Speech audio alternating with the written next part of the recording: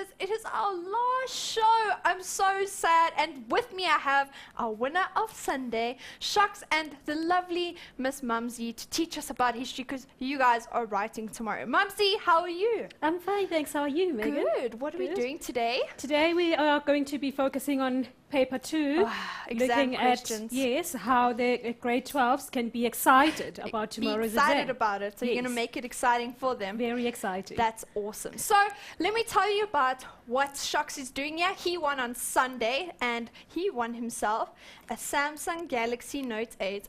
Shucks, how you feeling? I'm feeling really good about this, and I'd like to say thank you to all the mindsetters, and focus on your studies and make sure you study hard, and good luck with your reports on the 4th of December. So you finished now? Yeah, I'm finished. Finished. Yep. What grade are you in? I'm in grade 11. So he is a grade 11 student. What show did you watch like a lot?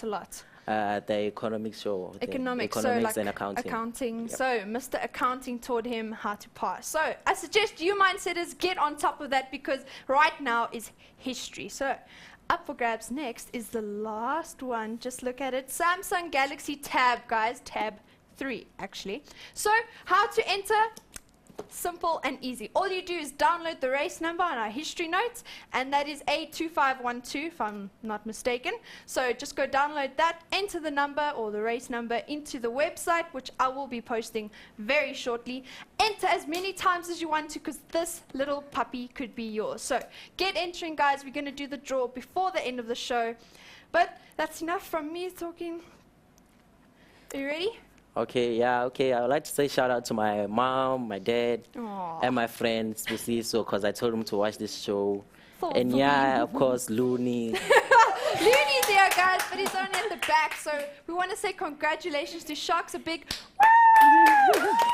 yeah! Congratulations to Mr. Shucks, and we're so happy to have him part of our Mindset family. So we have to say goodbye to you, but thank you for coming in, Shucks, and we are so happy that you guys are part of Mindset. So.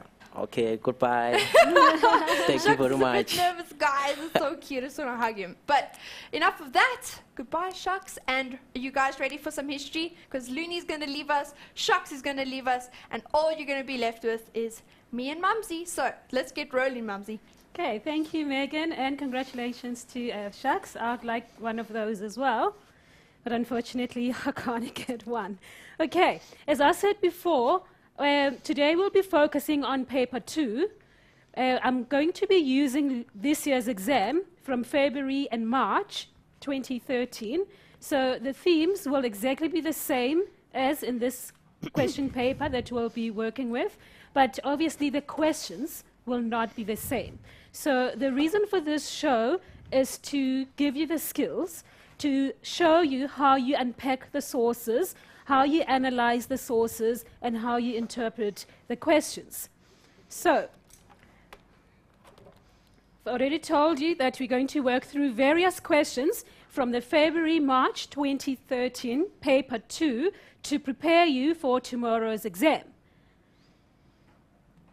And then what we're going to do is I've selected some questions where I think most learners need the skills. So we're not going to go over the entire exam. If you really want to see the exam, it is available on the Department of Education website. So you can go there and have a look at it. The marking guidelines are there as well. But the reason I'm here, as I said before, is to just help you with the skills.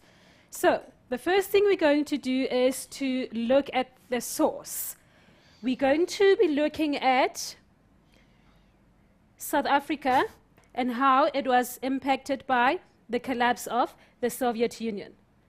Okay, yes, I'm trying to get the source. The board fights with Mumsy now. She's like, it does this all the time. There we go. Okay, there. Somewhere. There we go. Okay, now if you look at the description of the source, it says, this source outlines the factors that forced the National Party government to the negotiating table with the African National Congress. Okay, I'm going to underline the factors that forced the National Party government. I'm circling that because that is our focus. This is about the factors that forced the National Party government to the negotiating table. So we're focusing on the negotiations. Now, as I am unpacking this source, I'd like you to do the same thing when you get into the exam. So even before you read the source, the caption tells you what the source is about, so that when you go and read it, you already know what the source is about. So you will find those things. You will be looking for those factors that helped or forced the National Party government to negotiate with the African National Congress. So let's read the source together. 2 factors were helpful. So already the source is telling you that there were 2 factors. So please don't try and look for 3 or 5 or more, because this source tells you that there were 2 factors that were helpful to de Klerk in pushing for inclusive negotiations. First, okay, so that is number 1, because later on we'll be looking at the questions. And then when you are answering the questions, you will obviously have to go back to the source and look at all these things we've underlined or highlighted or numbered and so on. So the first one was South Africa had succeeded in extricating or removing itself from the Namibian embarrassing situation. I'm not going to read the difficult words because the explanations are there for you to understand. So really don't stress about the difficult words.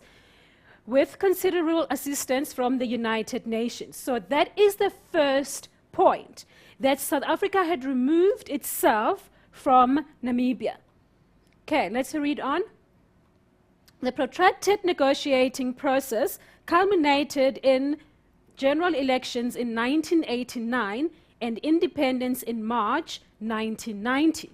So as you can see, they're still talking about Namibia. That is what happened in Namibia. Now, because of South Africa removing herself from Namibia, what happened was that there were negotiations, and then they had the general elections in 1989, and then they officially gained independence in March 1990.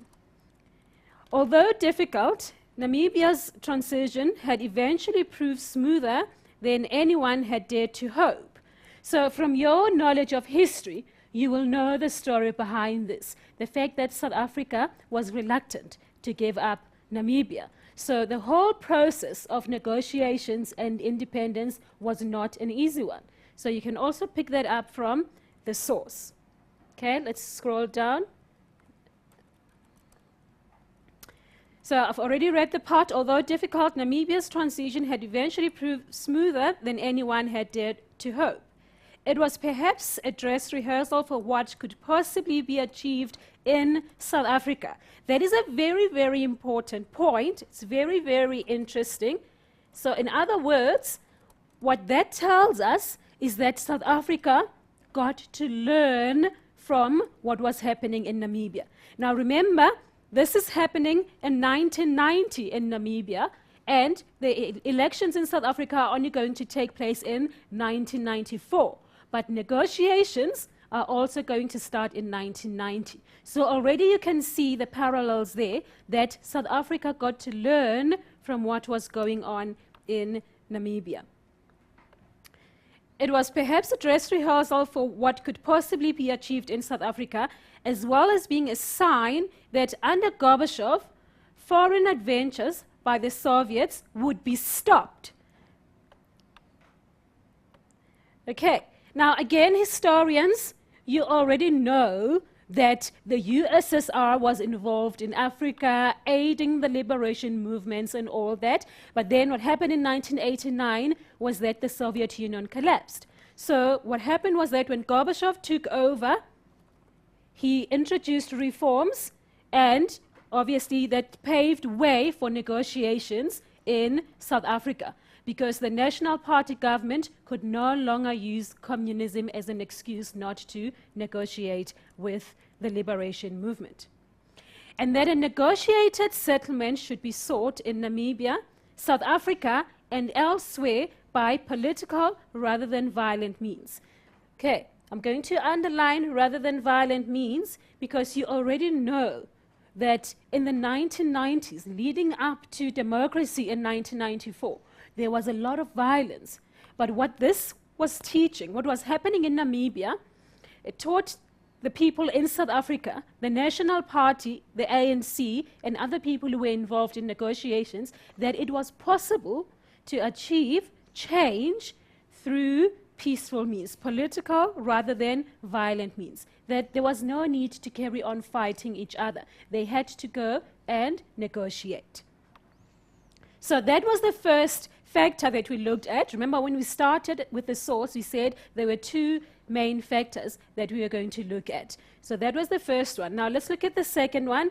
So if we read on from this source, let me close the pen. See, okay. The second factor was the steady unraveling or the collapse of the Soviet Union.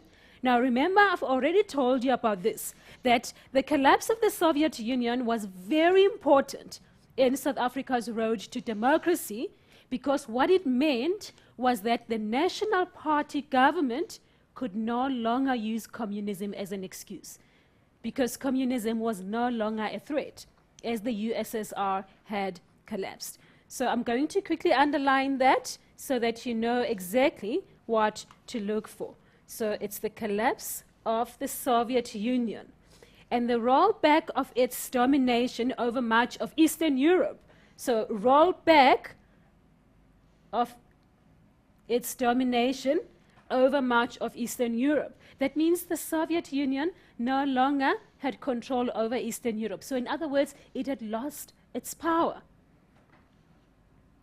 which was symbolized by the destruction of the Berlin Wall on the 9th of November 1989. So again, I'm going to underline the destruction of the Berlin Wall. The date, well, you don't need to memorize the date, it's already there, but the destruction of the Berlin Wall was very important because the Berlin Wall was the only physical symbol of the Cold War. So the fact that the Berlin Wall was no longer there, it meant that communism was not there anymore.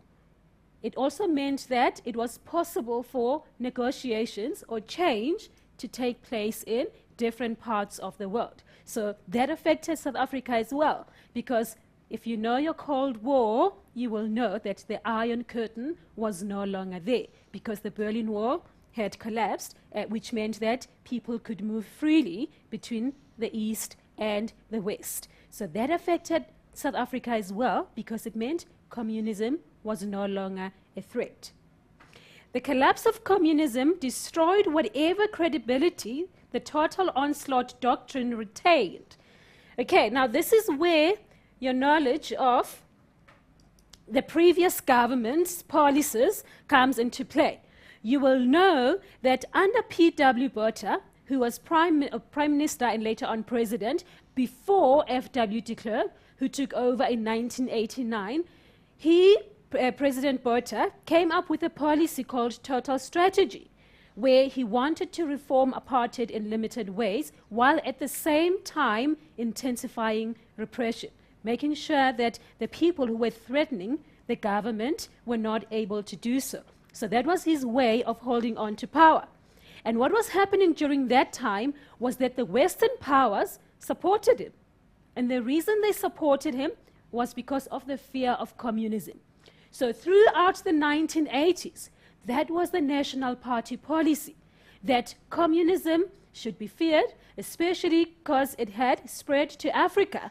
Remember, Angola and Mozambique had gained independence in 1975, so the threat was no longer just far away in Europe, but it had moved closer to South Africa, the neighboring countries, Angola and Mozambique, which meant that South Africa was also threatened. But then, when communism collapsed in 1989, when the USSR collapsed, it meant that communism was no longer a threat. So that total onslaught that the government was claiming was threatening South Africa could no longer be used as an excuse. As well as reducing fears, okay, so the fears were reduced, so that already tells you that throughout the 1980s, people feared communism. But the fact that the Berlin Wall had fallen, the USSR had collapsed, it meant that communism was no longer a threat anymore, so the fears were reduced. So even though there was still the SACP in South Africa, the South African Communist Party, they knew that the South African Communist Party no longer had the backing of the Soviet Union because it had collapsed. So that is what is meant by that point, that it reduced the fears that the South African Communist Party would remain as a kind of ideological Trojan horse. That means the device used to bring about an enemy's downfall. So in other words, the SACP was no longer an enemy of the government, and that is what the government had to focus on. And within the African National Congress, that means they were working together with the African National Congress, because you remember that they were in an alliance. Okay, I hope that helps you understand the source and how we unpack it. Because before you even look at the questions, it's very, very important to unpack the source. Because if you have not done what I've done here, there is no way you will be able to answer the questions or even understand what the questions are trying to tell you. So before we look at the questions based on this source, I'd just like to hand over to Megan, and maybe you can tell us more about the competition, and then we'll carry on. I think Yes. Mr. James said we must take a break. Okay. So we're going to take a break so Mumsy can find her questions, and then we'll be right back with history, guys. Don't go anywhere. Don't change your screens. We'll be back after the break.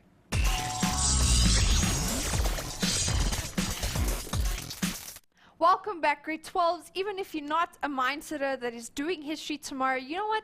It's so good because this is our last live show.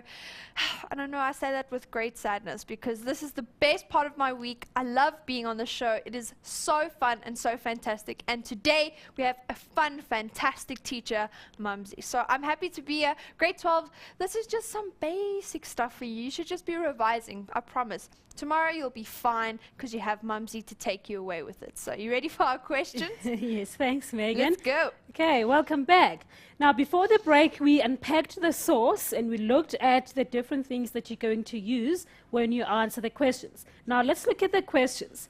Question 1 reads, name 2 factors that influenced de Klerk to introduce reforms in South Africa. That is a very straightforward question. If you were listening to me when I was unpacking the source, I did look at those factors, and I said there was the first one and the second one.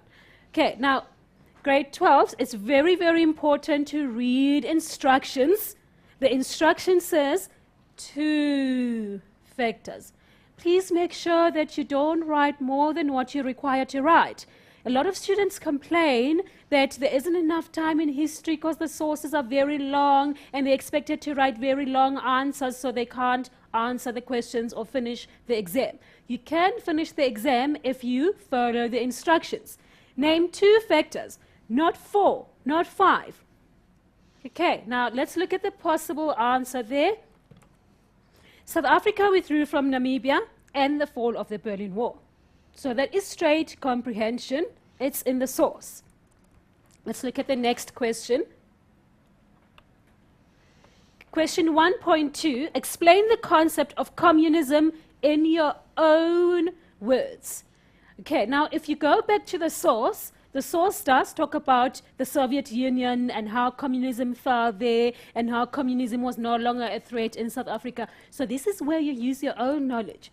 You need to understand what communism was about. So let's look at the possible answer there as well. Let me close this to get the answer. Political doctrine that aims to achieve a classless society in which the means of production is controlled by the state. And if you look at the possible answer, because these are the marking guidelines, it says there any other relevant response. So in other words, you're not expected to give the exact answer as in the marking guidelines, as long as you show your understanding of the concept of communism. And remember, grade 12s, I did tell you that the definition of communism is not in the source. That is where they're testing your understanding of the context. Because if you've done the collapse of the Soviet Union and its impact on Africa and South Africa, then you should know what communism was about, because you start by looking at the Cold War and everything else that happened. Now, moving on to the next question. Why would you regard de Klerk's willingness to negotiate with the Soviet Union over the independence of Namibia as a turning point? Okay, I'm going to underline that so that you can see the important part. Turning point, ooh, sorry, that's a wrong color. Turning point in the history of South Africa. So, this question is looking at how well you interpret the source, but it's also a cause and effect question. So in other words, what they're trying to check here is, do you understand the events as they happen in history? How one thing led to another, because that is what history is about. History is not just a narrative. Okay, it's important to know the story, but you also need to know what the story led to, what the event led to. So, why would you regard de Klerk's willingness to negotiate with the Soviet Union over the independence of Namibia as a turning point in the history of South Africa? So we're going to read the possible answer together. Okay, I need to close the pen. It's not closing. Okay. Yeah, there's the answer. Namibia's independence ended white minority rule. So remember, I did tell you when we were looking at the source that whatever was happening in Namibia had an effect on South Africa, because the South Africans could learn. They could draw lessons from what was happening in Namibia. So the independence of Namibia ended white minority rule, and it taught South Africans that it was also possible in South Africa. Let's look at the next possible answer. It created expectations that minority rule can also end in South Africa. So this is what I said to you earlier on, that the South African people knew what was going on in Namibia, and then they were able to draw lessons from that. And that is why then they were able to negotiate with the government and move forward to a democratic South Africa. The next possible answer is, the Soviet Union indicated that it would no longer support the violent overthrow of minority governments, including South Africa. That's a very, very important point. The Soviet Union indicated. Now remember, I did tell you earlier on that the liberation movement was backed by the Soviet Union. So now all of a sudden, if this backing is no longer there, that means that the liberation movement needs to stop violence and negotiate with the government. So if you look at these possible answers, you will see that pressure was on both sides. The government could feel the pressure in the sense that they could no longer use communism as an excuse, but the liberation movement could also feel the pressure because they were no longer backed by the Soviet Union. The Soviet Union said, we are no longer interested in your affairs, you need to start negotiating, we are not going to support or back a violent overthrow of minority government. And then the next point is that the Soviet Union indicated that it would stop meddling in the affairs of Southern Africa. Okay, I want to quickly underline that. It would stop meddling into the affairs of Southern Africa. So that tells you that South Africa no longer has the support of the Soviet Union. And that is also in the source. This created an opportunity for the National Party and the ANC to start negotiations. It's what I was saying earlier on, that the pressure was felt from both sides. It wasn't just the National Party that could feel the pressure, but the ANC felt the pressure as well because it was no longer backed by the National Party. Okay, and then if we move on to the next question, question 4, use the information in the source. Now remember what I said to you about following instructions. So the instruction already tells you that the information is in the source. However, you're expected to use your own knowledge as well as your own knowledge. Now, this is what is going to happen. If you only use information from the source, you are not going to get full marks. If you want to do well and get full marks, you have to show information from the source and then information from your own knowledge. That means studying, because you can't walk into that exam if you have not opened a book. So it's very important to have knowledge of the event. And then what you have to do is to explain. Okay, I'm going to circle that because that is the instruction word. Let's do this. Explain how the fall of the Berlin Wall, okay, that is your focus, influenced the following political organizations. Now, this is a very interesting question because I've already answered it for you, but I'm just showing you how you can answer it when you're on your own. Okay, let's look at the possible answers there. Okay, first of all, it's the National Party. So you already know that the National Party was the government at the time. So how did the fall of the Berlin Wall influence the National Party? The possible answer is the National Party could not rely anymore on Western backing for its anti-communist stance.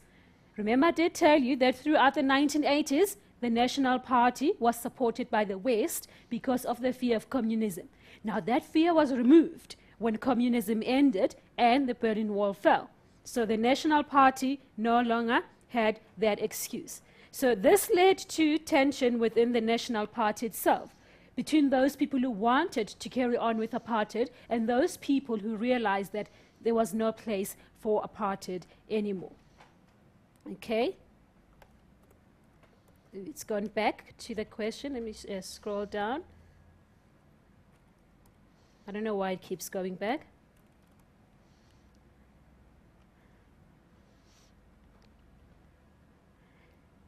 The board's still fighting It's with still Mums. fighting with me. Okay. Well, let me No, tell we'll you get about it right. Are you sure? Yes. Are you sure? Yes, I am. Okay. I just needed to give us more answers on the National Party. All right. Okay.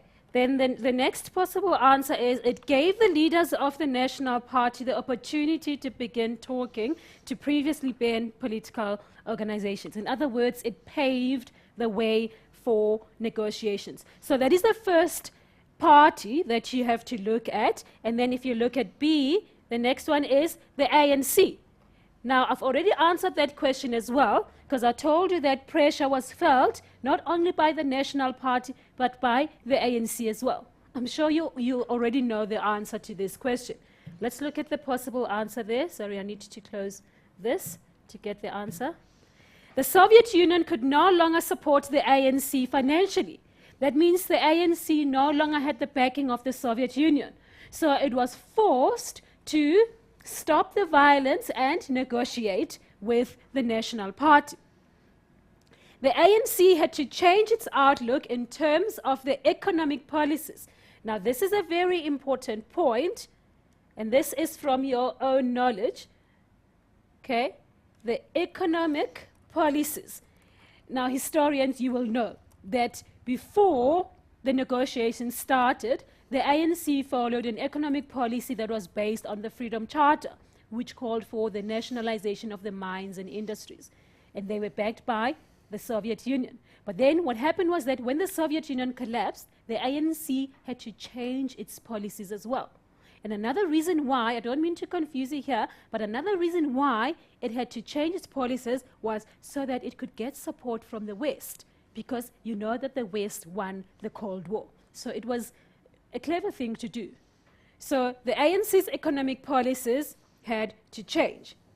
The ANC had to prepare to start negotiations with the apartheid government. So it takes us back to that point again about the ANC not carrying on with the violence to put pressure on the government to negotiate, because they no longer had that superpower behind them, you know, supporting them financially and giving them arms and everything. So in other words, they were on their own. They realized that the only way to move forward in South Africa would be to negotiate with the National Party.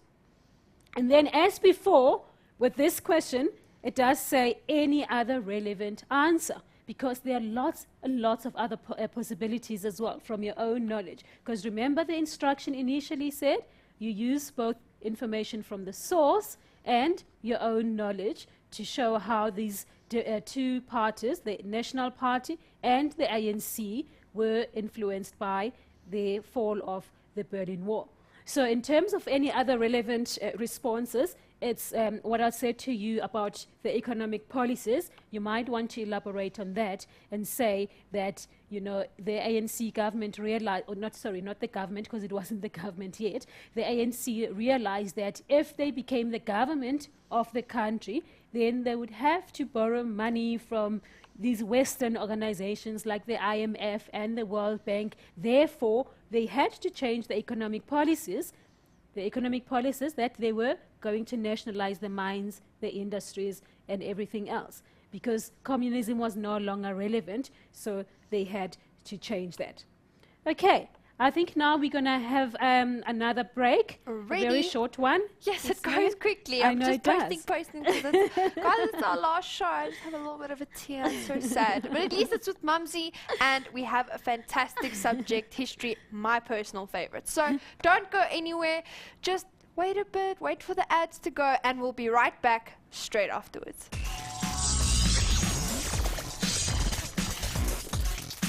Welcome back, Mindsetters. So you guys are G'd, you're excited, you're ready to tackle history, because it's now time for History Revision. It's the last leg, last live show, last day, and I'm so proud to say that you guys have really run the race. That was quite a tongue twister. Run the race well. So Mumsy's ready to take you to question 2, because we have a lot to get through. So thumbs up, chin ups, get those pens out and get writing. Okay, thank you, Megan. Welcome back, grade 12s. So we've looked at how you analyze short questions. There'll be more of that later on. But what I'd like us to look at now is the extended writing. So what you'll find in your exam is that there'll be 2 questions. You have to choose one. Again, remember what I said to you about following instructions. Read the questions carefully and follow instructions. So if we look at the February exam, the one I'm working with now, it does give you instructions. It says the extended writing, your response should be about 2 pages long. That is just, you know, a guide. It doesn't mean that if you write 3 pages, you're going to be penalized. It's not like, I know there are other subjects where they're very strict when it comes to the word count and the page numbers and all that. No, but they're just giving you a guide that it has to be about 2 pages long.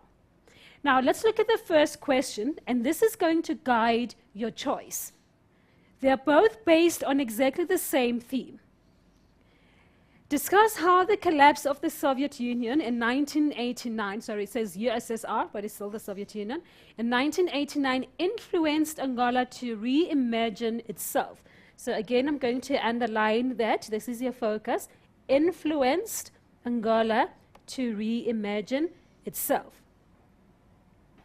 And then if you look at the next question, remember it's a choice. You don't have to do both. You choose one. So this one is based on a statement. It says the following statement was made in the Angolan Group for Reflection on Peace document about the civil war in Angola. Oil, diamonds, and their revenues are the major source of greed by the rulers. Okay, it's still on the same theme, which is Angola, but in this case, you are looking at the specific things, which are the resources the country has or had. So that will be your focus. Do you agree with this statement? Substantiate your answer by using the information in all the sources and your own knowledge. So now, in terms of the choice, so both these questions are on Angola and how Angola was influenced by the collapse of the Soviet Union. So again, it's about cause and effect, as I said earlier on. But if you look at these questions, the difference is question A is based entirely on your own knowledge. So you might maybe use some of the information from the sources because it will be similar to your own knowledge, but this is based entirely on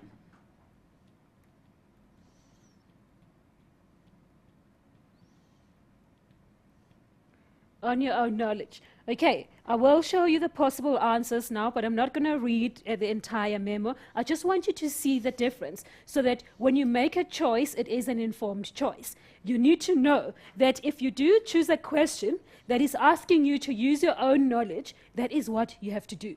So in other words, you won't be using the sources to try and answer the first question because that is about own knowledge. Whereas the second question is now based on the sources.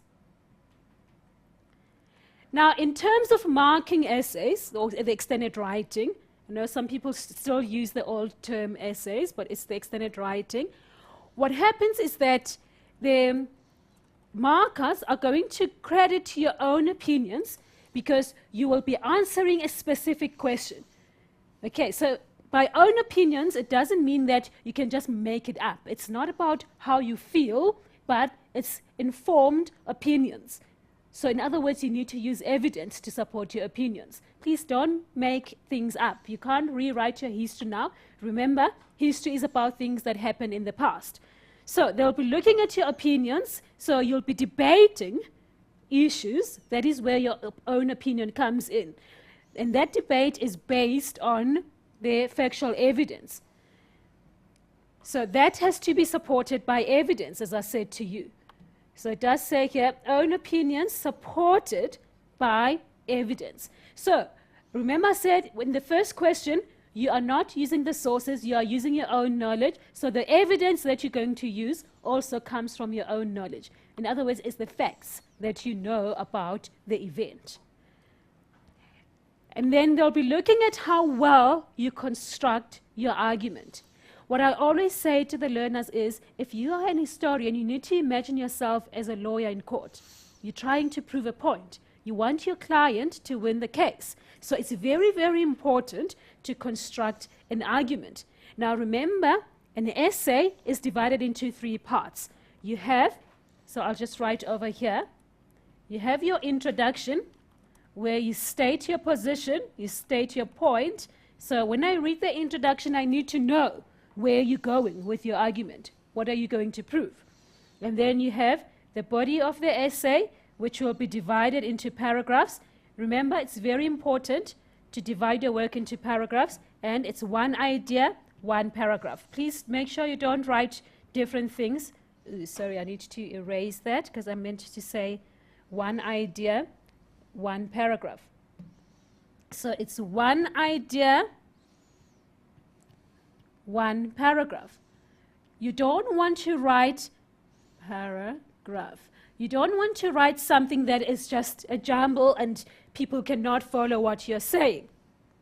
And then in terms of question 2, where you're using the sources to answer the question, they will be looking at how you select the evidence. So if you look at this next point, it says the appropriate selection of factual evidence to support your argument. Appropriate selection. So in other words, please don't open a tab. I call it opening a tab. In other words, you write everything you know about the event. You need to focus on the question. So when you're learning and you're looking at, let's say, Angola or South Africa or whatever the case is, you must know that there are maybe 10, if not more, possible extended writing questions that the examiner can ask you. So the trick is to focus on what is being asked. Don't write everything you know about Angola in this case. You focus on the question. Now remember, I did say to you, even though these the 2 questions we looked at are on the same topic, the focus is actually not the same. If you look at the first one was about how Angola reimagined itself, and then the next one was about the resources and how they are used by the leaders. Now let's look at the first one. Discuss how the collapse of the Soviet Union, USSR, in 1989 influenced Angola to imagine itself? Now, this is the question that is based on your own knowledge. So in terms of the possible answers, remember I did say to you that I'm not going to read all of them. So you should discuss how Angola reimagined itself after the collapse of communism, and then you support the line of argument with the relevant evidence. So if you look at the main points, we're not going to look at all of them. I'm still struggling with this board. I don't know. Okay, there it is. So in the introduction, you need to indicate how the collapse of communism in 1989 influenced Angola to reimagine itself. So that is your introduction. In other words, you've taken a stand. I know exactly what you'll be saying in the rest of your essay. And then, in terms of elaboration, this is now the body of your essay. Let me quickly write there that this is the body. Remember, the body of the essay is divided into paragraphs. You're not just going to write one long thing. You're not going to write different ideas in the same paragraph. Okay, so these are just some of the main points. Remember, this is this year's February exam. Chances are you're not going to get the same question, so there is no point in me going over each and everything. But you can see that this is the factual evidence that you are looking at here. Angola was used as a pawn in the Cold War. Angola was already divided between the three nationalist parties. So in other words, you're giving the context. You're setting the scene there, and then you're giving more evidence, like Cuba supported UNITA, and so on. So we're going to scroll down and see other possible answers there. I'm not going to read you everything as I said to you. I just want to get to the conclusion, because that is the most important thing. Okay, so all these points before are factual evidence to support your argument. Now, in the conclusion, you need to tie up. You are not rewriting the essay, but you are tying up the argument. It has to be relevant. Please don't include new information in the conclusion. If there is anything that was not discussed in the body of your essay, that cannot be in the conclusion. No new ideas. Okay, I need to add this here. No new ideas. Because if you start introducing new ideas, then you are not tying up. Tying up means it's something that you have discussed before. You are now just summing up and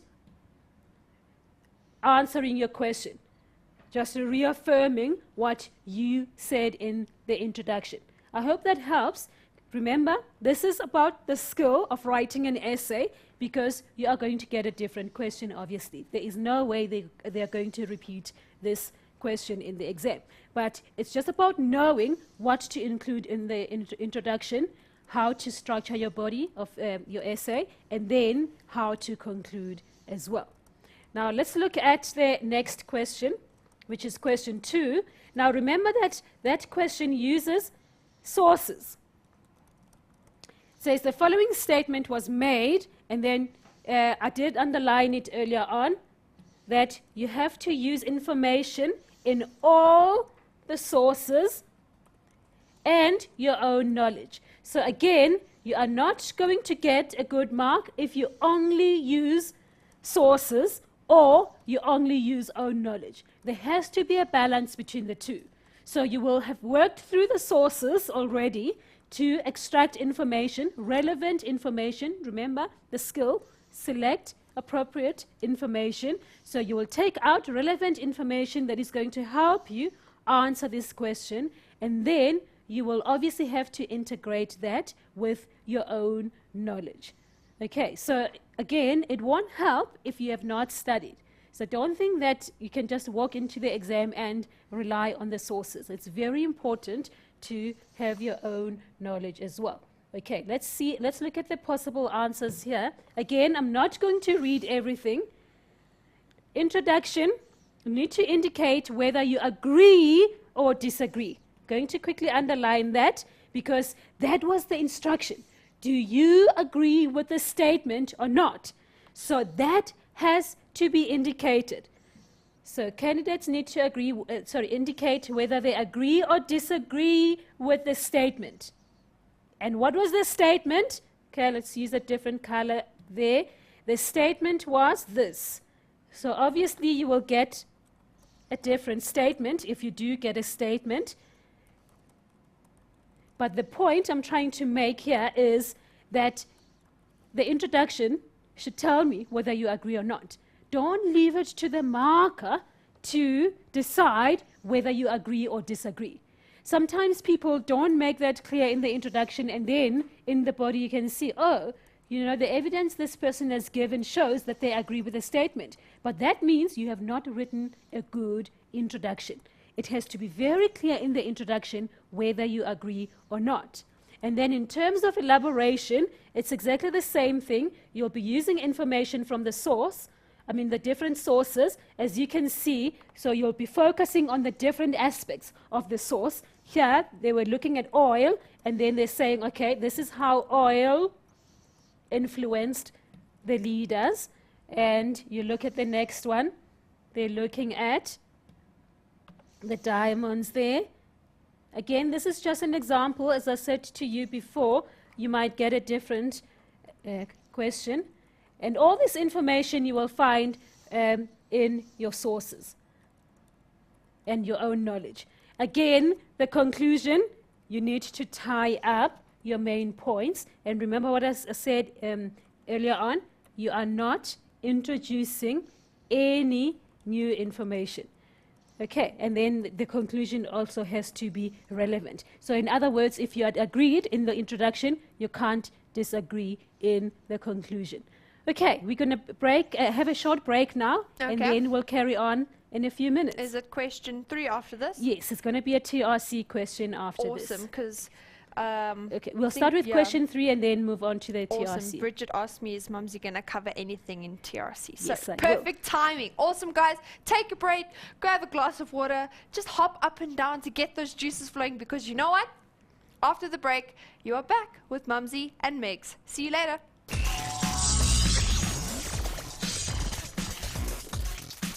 Welcome back, guys. So last show, almost one more ad break before we have to say goodbye. But then, you know what? You guys have learned well, studied hard, and that's all we can do. And then it's over. So it's very sad. But now we're going to do question 3, because you guys need to learn more about history, because history is awesome. It's legit. But quickly before the break, because the draw is happening like now, like after this ad break. So let me tell you quickly how to do it. All you have to do is enter the race number. It's A2512 into the post that is at the top of the Facebook page. It's facebook.com/learnextra with an X. And you enter it into that and enter as many times as you can, because we're going to do the winner afterwards. So please get entering, and you could win yourself a Samsung Galaxy Tab 3. Yeah, Okay. Nancy, let's go. Thank you very much, Megan. Okay, now we're moving on to the negotiation process in South Africa. And I like this question because it's got 2 viewpoints.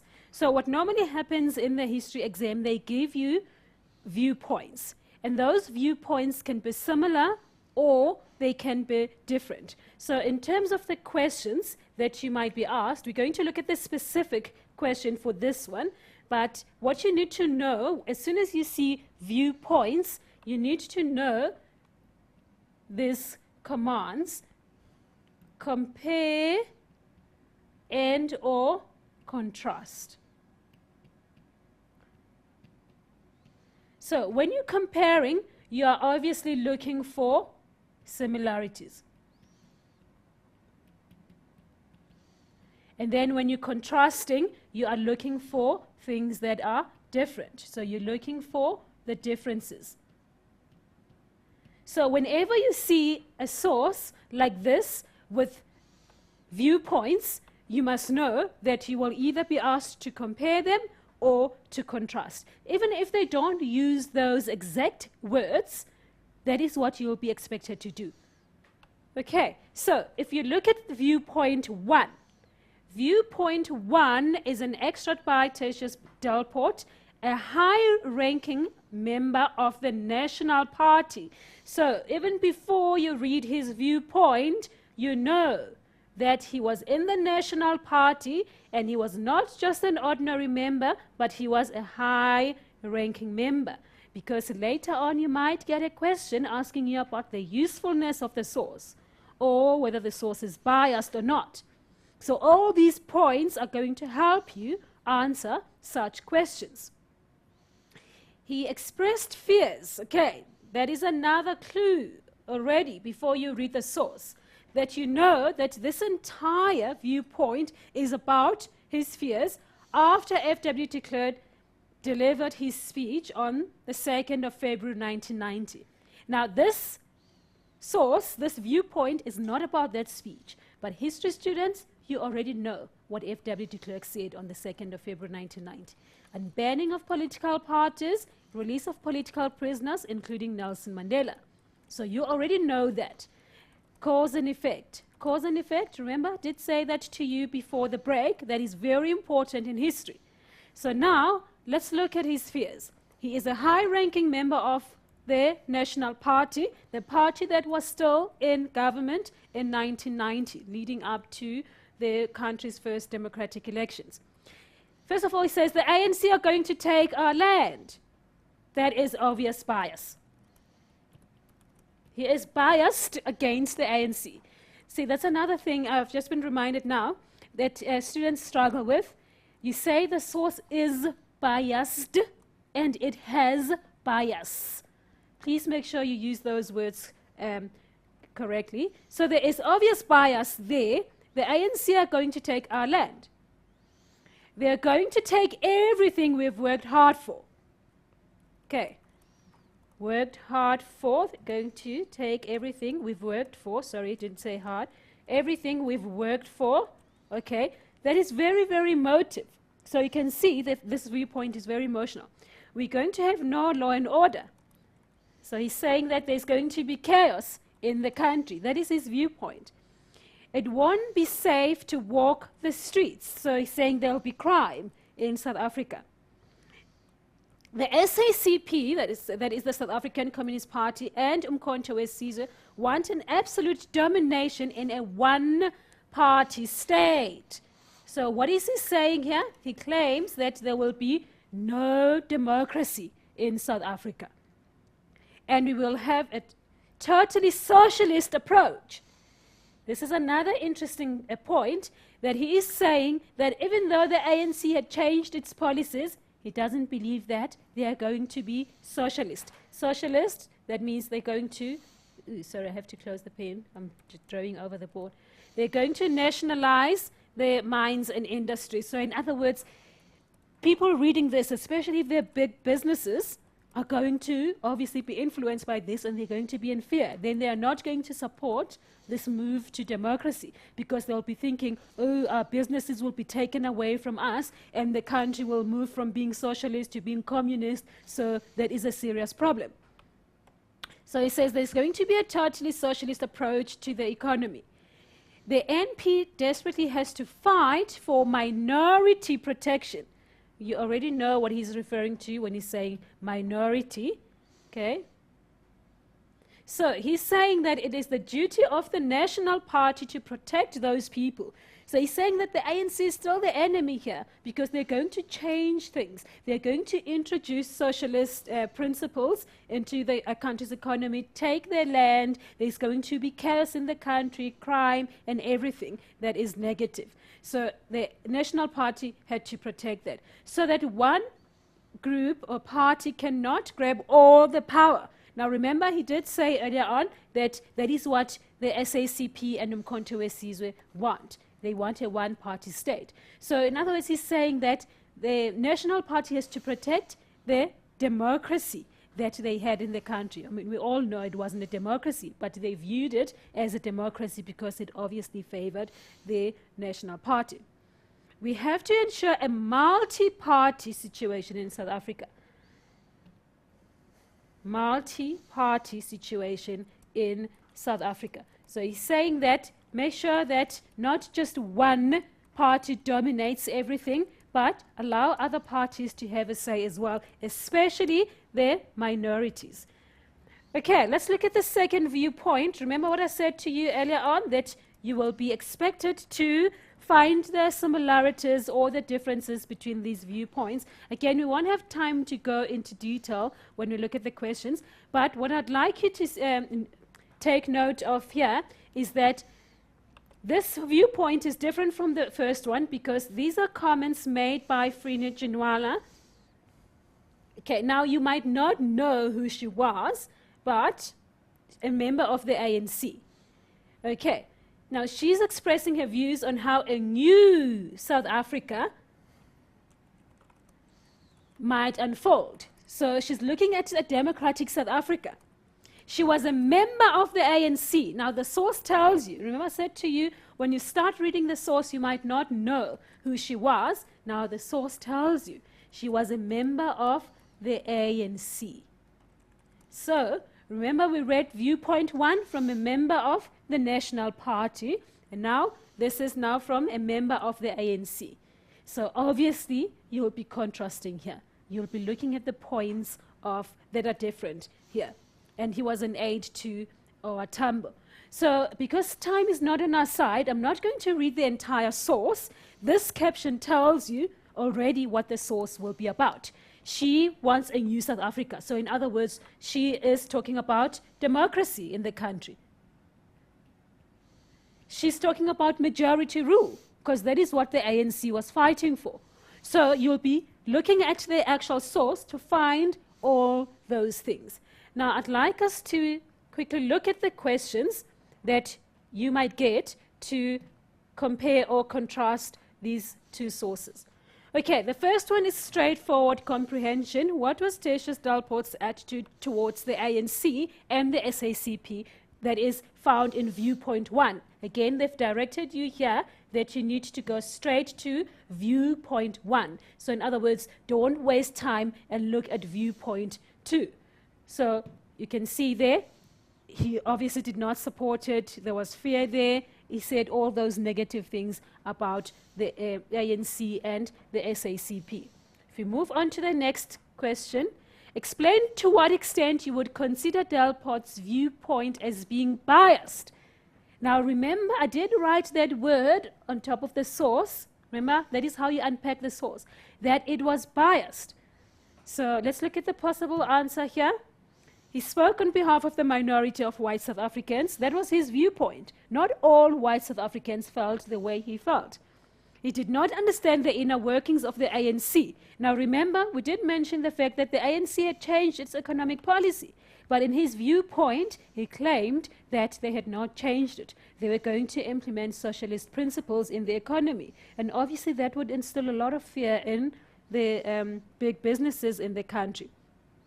And therefore was not in a position to speak on their behalf. So he was not a qualified person to talk about the ANC because he was not the member of the ANC. He didn't know about how the ANC operated and what their policies were. And then the next possible question there is comment on whether you think Delport's view was a reflection, okay, I need to quickly underline that, a reflection of how the majority of white South Africans felt at the time. Comment on whether you think that was a reflection of how the majority of white South Africans felt at the time. Now that's an interesting question because you can argue both ways. Because of what he was portraying the fears of a lot of people, of white people in South Africa at the time. But on the other hand, he was a member of the National Party. He was obviously talking from that point of view. Now let's look at the possible answer. So here you can agree as long as you support your statement. So as you can see, it does say here in the memo, the marking guidelines, you can agree or disagree as long as you support your answer. Okay, so again, it's not just I feel like agreeing or I feel like disagreeing. Where is the evidence? So if you agree, then you need to say things like, most white South Africans were indoctrinated by the National Party. So in other words, they believed what the National Party was telling them. So remember, I did say to you that when he was talking about the economic policy that was going to be socialist, obviously big businesses would be scared and they'll be worried about their businesses. So obviously they would then support him. So they would have the same view. He was a high-profile leader of the National Party and was speaking on behalf of his constituency, that is the voters. And the voting patterns of the majority of white South Africans revealed that they believed the propaganda of the National Party. That is your own knowledge. You know that the National Party was voted year after year, no, every 5 years, not year after year, sorry, in the South African elections. And that already tells you that the majority of white South Africans, because black people did not have the right to vote then, the majority of white South Africans then supported the National Party because they were indoctrinated. Or you can give any other relevant answer. Or you can disagree. So there is room to agree or disagree. Now, if you want to disagree, you can argue that no, he was not representing all South Africans. He was only representing, not represented, the views of all South Africans. He was obviously biased because he was a member of the National Party. And also, from your own knowledge, you know that in 1992, there was a referendum that was organized by President de Klerk, where he wanted to get, the views of the white South Africans in terms of the negotiation process and democracy in South Africa, and the majority of them supported the reforms. So in other words, they wanted things to change in South Africa. So it's not true that Delport's views reflect the views of the majority of white South Africans. Okay, and then another possible answer here could be that de Klerk had the support from his constituency to pursue negotiations that links in with the referendum and previously banned organizations. So there were other people who believed in what de Klerk wanted to do. Okay, so we've looked at the different viewpoints, and what we'll be doing after the break, because we'll be breaking now just for a few minutes, I'd like us to look at the TRC and how you analyze a cartoon. But we're not going to do that in a lot of detail because there will be another show later on, a pre-recorded show where you can get more information about the TRC. Awesome. And you know what? This show is at 9 p.m. again tonight. So if you didn't understand something with Mumsy or you don't know what's going on, it'll be on at 9. And I just posted a cartoon about the TRC, so just for fun though, not that cartoon. But I hope you guys enjoy it. After this is the draw. Get ready and get excited, Mindsetters. Coming up next is the last and final draw. See you now.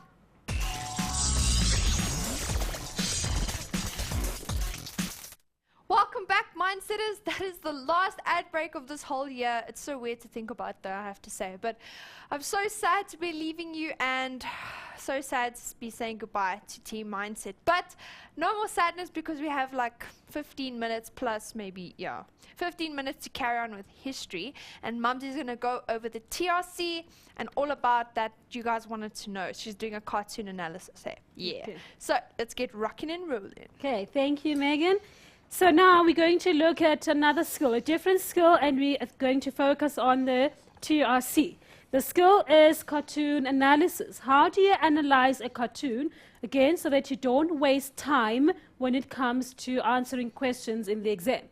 Now, let's look at the caption first. It's very, very important to look at the captions in history. It says, this cartoon by Zapiro shows, already tells you, the cartoon shows Desmond Tutu presenting the final TRC report to President Mbeki in 1998. So you already know the two figures in the cartoon even before you look at it. On the extreme right-hand side, okay, let's look at that extreme right-hand side. See the cartoon. Okay. De Klerk is seen with officers from the apartheid State Security Agency shredding evidence. So now, they've already told you what the cartoon is about. If I can just quickly circle those people so that you can see who they are. There is the president, Thabo Mbeki.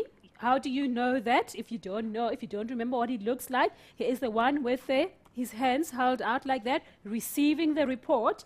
This is obviously Archbishop Desmond Tutu, because he is holding, if you read this, it does say TRC final report. Remember, I did say to you, in the cartoon, everything is there for a reason. Everything is there for a reason. It's not there by mistake. And then the instruction of the caption does tell you that de Klerk is in the right-hand, extreme right-hand corner of the cartoon. So that is de Klerk. Now, how do you know that this is former President de Klerk? Let's say you don't remember what it looks like. It does tell you that the other people in the cartoon are the State Security Agency. You know they are in uniform. So you'll see the people in uniform, then you will know that they are the State Security, or they're from the State Security Agency, and then this must be de Klerk, and this must be Desmond Tutu, because he is holding the final report of the TRC and handing it over to President Mbeki. And then another very interesting thing that is happening here is that Tutu says, we dealt with as much of the evidence as we could. So in other words, he's saying to the president, this is the work that the TRC has done. We did everything. We looked at as much evidence as we could. But remember, the caption does tell you that the apartheid state security people are shredding the evidence. So what are they saying? They're saying, so did we. So in other words, they're saying that even though Tutu says they dealt with as much evidence as he could, he actually didn't, because some of the evidence was shredded. It was destroyed by the state security police, or the agency. So this report was not a complete report. That is what this cartoon tells you. I think it's a very, very nice cartoon. It's very clever, because already you know, even if you don't remember everything about the TRC, you know that the TRC had flaws. It was not a complete document or a complete report that was presented to the president. Oh, guess what? This is so exciting. I'm actually redeeming myself because we have a caller and her name is Mandy. So, Mandy, hello Mandy. Hello. How are you? I'm good. How are you? Good. So, do you have a question for Mumsy? Yes, I do. Oh, please enlighten us. Tell us about it. All right. So for question 4.4.2. Okay, let's get the question. Question 4.4.2. Can you read out the question quickly? All right. The question says, you want me to read it for you? Sorry, Yeah, what I'll did you do say that. your name was again? Mary. Mary, yes?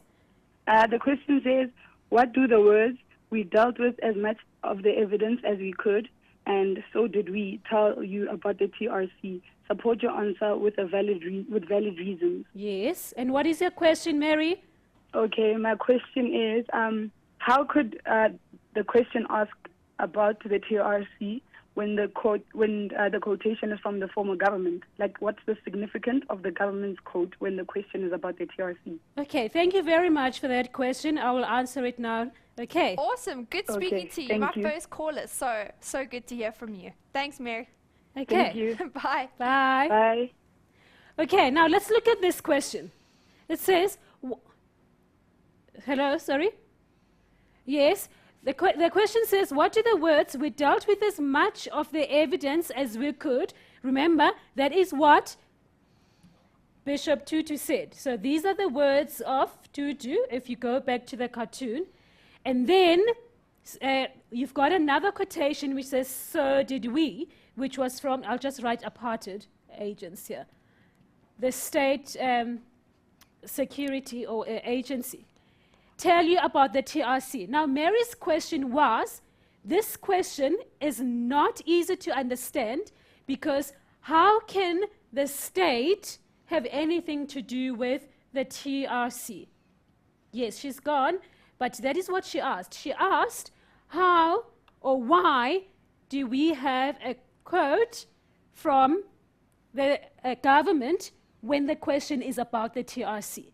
Now, in order to answer that question, I'd like to go back to the cartoon, in order for you to understand exactly what was going on. I think it's in the next page. Now, if you look at the cartoon, you will see that the cartoon shows not only the ANC, but it shows the government agencies as well. So, I've already told you that this is President Thabo Mbeki.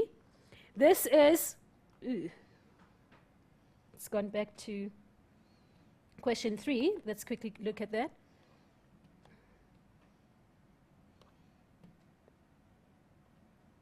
Okay, here's the cartoon again. So you can see that that is Thabo Mbeki, President Thabo Mbeki. This is Archbishop Desmond Tutu presenting the report.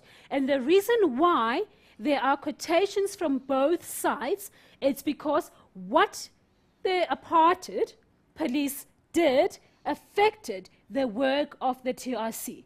So that is the connection between the two. And that is why there are quotations from both sides. Because what Zapira wanted to show was that even though the TRC thought that they had dealt with as much evidence as possible, that was not the case. Because what had happened was that the apartheid police had destroyed most of that evidence. So the connection there is that whatever was presented by the apartheid government to the TRC was not complete evidence. I hope that answers your question, Mary, because I know that it does seem a bit weird that you would have a quotation from the government, former government employees, when the question is about the TRC, which was a new agency that was formed in the new South Africa. But remember what I said earlier on, cause and effect. So that is what Zapira wanted to show here, that the TRC was unable to do everything they were expected to do, because behind the scenes what was going on was that the government police had destroyed the evidence. Therefore, the evidence that was given to the president in that final report was not complete. Okay, so what we'll do is we're going to quickly look at the questions, possible questions that you might get here. You need to comment on Zapira's depiction of F.W. de Klerk. So the key word here is depiction, how de Klerk is depicted, how he is shown in the cartoon. Okay, remember de Klerk is that figure in the extreme right-hand side. Now let's look at the possible answer. De Klerk created the impression that he is hiding the evidence. Okay, remember the security people said they had dealt with the evidence, so they had shredded it, and also de Klerk is hiding. He's only showing his face. So in other words, he is not revealing the whole truth. Now you will remember that the TRC was about unearthing the truth about South Africa's dark past. De Klerk seemed that he is not content that the TRC report might contain specific omissions. So in other words, it's saying that he might be found out, that they were not, as the government, they did not present everything they were supposed to present to the TRC. So if you look at that cartoon again, you can see that he is not portrayed in a positive light. He is portrayed as a person who is hiding the truth. Okay. And then another one shows de Klerk's security agents shredding information or important evidence. So again, it's what I've been saying to you, that they did not give all the evidence to the government. So when Archbishop Desmond Tutu went to President Mbeki to say, here's the final report, we dealt with as much evidence as we could, they said, so did we. So in other words, we were able to hide some of the evidence. That final report does not have everything it's supposed to have. Okay, let's look at another possible question here.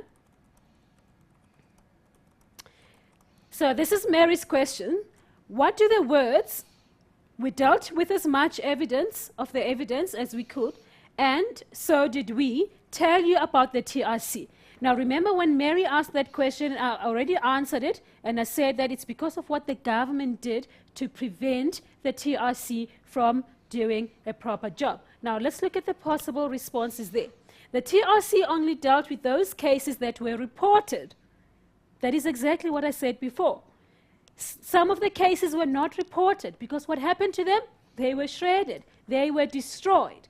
So again, Mary, that is why it was important to include that quotation from the former apartheid government police as well. Many victims and perpetrators did not appear before the TRC. Now, you already know that from your own knowledge of the TRC, that there were problems there. Okay, the NP government officials destroyed important information that could have been used. So, in other words, it was not a complete document, the final report that was given to the government. And then let's quickly look at the last question on the TRC. My lovely lady, we have no time because I have to announce 3 winners quickly. So, third prize of the Curio winners, sorry, I've got your names written down. So, Musa and Taladi, you have won 250 Rand cash money. Second prize, Shaluva Moimani, you have won 500 Rand cash for being a Curio winner. And in first place, Dania Rashidi, you have an average of 93.3% for Curio. That is awesome. That's sick. So you have won yourself a Samsung S3 Mini. So awesome to you. But now we also have the draw. So I have to go all the way to Mumsy, and she is going to tell us who the amazing winner of today is. So you can hear there's so many names in here. Yeah, It's just ridiculous. pick one. Yeah, just one. Okay. So you ready for this? We're not even looking, so you can't see nothing. Okay, there you go. Okay, you gonna read it or am I gonna read it? I think you should. Okay, the winner is Umpile Sikharametso. Oh, she said it way better than I would have. I don't I was think like, so. how would I have said that? Okay, awesome. So you have won yourself a Galaxy Note Tab 3. Let me fetch it so you can see what it Congratulations. looks like. I need to run over here. And the Galaxy Tab 3 is yours. So congratulations to you.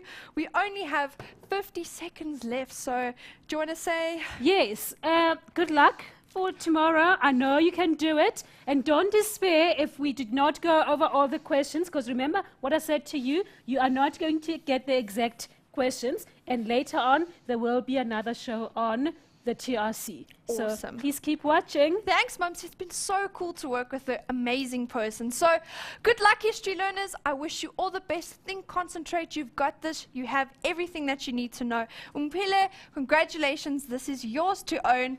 That's it. That's the last live show, guys. I'm so sad. Have a great Christmas. Happy New Year to all of you here from the Mindset team. We love you. Thank you very much. And happy holidays. And Cheers, we'll guys. see you next year. Yes, definitely.